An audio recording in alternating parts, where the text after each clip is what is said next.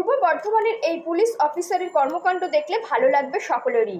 হাজার কাজে ব্যস্ত থাকলেও তিনি যা করে দেখিয়েছেন তা সত্যি প্রশংসনীয়। পূর্ব বর্ধমানের অন্তর্গত পূর্বস্থলী 1 নম্বর ব্লক, আর এই ব্লকের মধ্যেই রয়েছে নাদনঘাট থানা। বর্তমানে এই নাদনঘাট থানায় আইসি পদে রয়েছেন বিশ্ববন্ধু চট্টরাজ, আর নাদনঘাট থানার এই আইসি বিশ্ববন্ধু চট্টরাজ করে দেখিয়েছেন এক দারুণ কাজ। থানায় ব্যবহার অযোগ্য জায়গায় সবজি চাষ করে রীতিমতো তাক লাগিয়ে দিয়েছেন। থানায় বিভিন্ন কাজ সামলানোর পরেও অল্প সুযোগ পেলেই সবজি বাগানের পরিচর্যায় ব্যস্ত থাকেন পূর্বস্থলী 1 নম্বর ব্লকের নাদনঘাট থানার আইসি বিশ্ববন্ধু চট্টরাজ। থানায় ব্যবহার অযোগ্য পড়ে থাকা জমিকে চাষের যোগ্য করে সবজি ফলাচ্ছেন তিনি।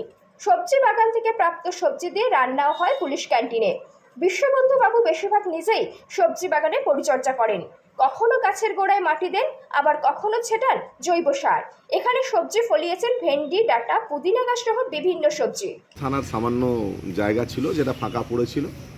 এগ্রিকালচারে আমার পার্সোনাল কিছু ইন্টারেস্ট আছে, আমি পছন্দ করি করা। ওটা একটা ব্যারেন ল্যান্ড ছিল যেখানে চাষবাস কিছু হতো না, সেখানে আমি ট্রাই করেছি, কিছু জিনিস হয়েছে, সেটা একটা আনন্দের বিষয় যে আমরা করতে পেরেছি আর কি। ওই ল্যান্ডটা খুবই ব্যারেন ল্যান্ড ছিল, যেখানে একদমই আনফার্টাইল ল্যান্ড ছিল, সেটাকে চাষযোগ্য ছিল না। না, চাষযোগ্য তো ছিলই না, এবং মাটির যে সয়েল স্ট্রাকচার আছে সেটা খুব একটা ভালো চাষের জন্য ছিল না, খুবই অ্যাসিডিক সয়েল ছিল। তো সেটাকে আমি নিজে যেহেতু পড়াশোনা কেমিস্ট্রি নিয়ে করেছি, সয়েল সম্বন্ধে আমার কিছু ইয়ে আছে, তো সেই সুবাদে ওই জায়গাটাকে আমি কিছুটা নিজের মতো করে ট্রিটমেন্ট করে জায়গাটাকে ঠিক করে এখন মোটামুটি মিনিমাম এগ্রিকালচার তো অ্যাটলিস্ট দেখানোর মতো হলেও হচ্ছে, তা পাওয়া যায়। এটা আমার একটা শখ। মানে সবজি চাষ হচ্ছে ওখানে? অবশ্যই।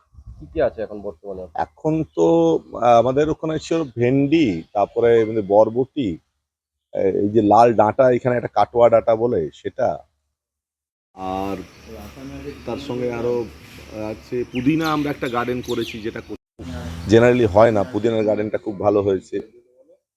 এই ধরনের আছে, কারণ যা থাকে আর কি। মোটামুটি পূর্বস্থলী থেকে প্রসেনজিৎ দেবনাথের রিপোর্ট, সুন্দর বাংলা নিউজ।